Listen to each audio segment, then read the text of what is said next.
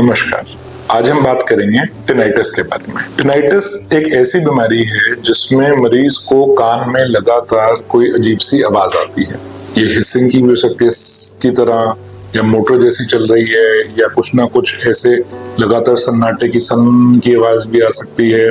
कई सारी तरह की आवाजें आती हैं। ये लगातार भी आ सकती हैं किसी को, ये बीच बीच में रुक रुक के भी आती हैं। आमतौर पे ये परेशान शाम को या रात को ज्यादा करती हैं, जब आसपास सन्नाटा है। सर्दियों में स्पेसिफिकली जब आसपास कोई एसी पंखे की आवाज नहीं है, कोई बैकग्राउंड में आवाज नहीं है। दो तरह की होती है, मोस्टली सब्जेक्टिव होती है, कुछ लोगों में ऑब्जेक्टिव होती है।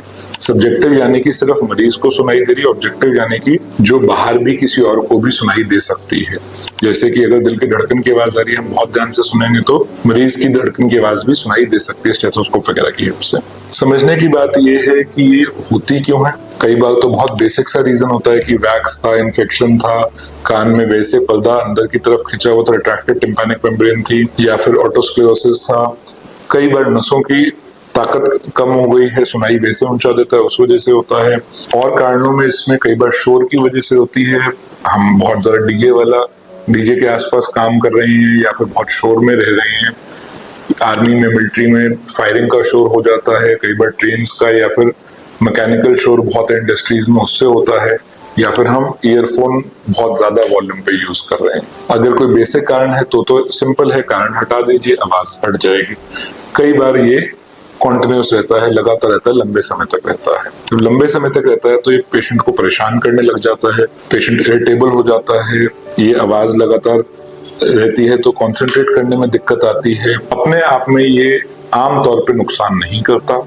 ये नुकसान सिर्फ तभी कर सकता है जब ये किसी और बड़ी बीमारी का कोई लक्षण हो, जैसे कि कोई दिमाग में ट्यूमर पड़ा है तो उसका लक्षण हो। अब समझते हैं कि अगर पेशेंट ये ऐसी कोई बीमारी लेके आता है तो उसमें चेकअप क्या होता है। सबसे पहले तो दूरबीन या ऑटोस्कोप या एंडोस्कोप से कान देखेंगे तो बेसिक चेकअप होगा। उसके बाद सुनाई की जांच होगी, ऑडियोमेट्री बोलते हैं। कई बार इम्पीडेंस ऑडियोमेट्री भी करानी पड़ती है। इनसे हमें आइडिया लग जाएगा कि हियरिंग सिस्टम कैसा काम कर रहा है। जब ये बीमारी एकदम से शुरू हुई है, सिर्फ एक कान में आ रही है, या बहुत ज्यादा तेज आ रही है, हियरिंग लॉस के साथ आ रही है, सुनाई की दिक्कत के साथ आ रही है, चक्कर के साथ आ रही है, तब थोड़ी चिंताजनक है। तब हमें इसका जल्द से जल्द इलाज करना पड़ता है।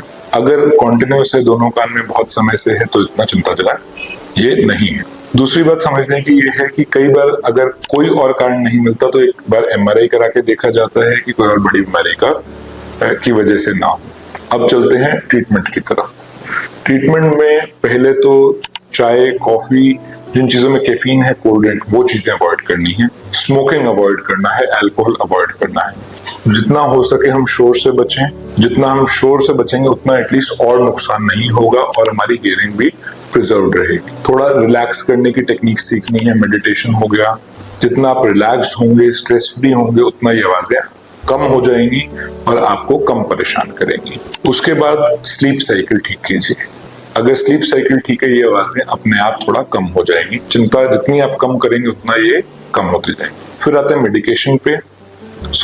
कई बार ये पूरी तरह ठीक नहीं होती है। बहुत बार हमें सिर्फ इसको कंट्रोल करना पड़ता है। ठीक है, उसके लिए दवाइयां काफी सारी आ गई हैं, बट खत्म नहीं होता है आमतौर पे।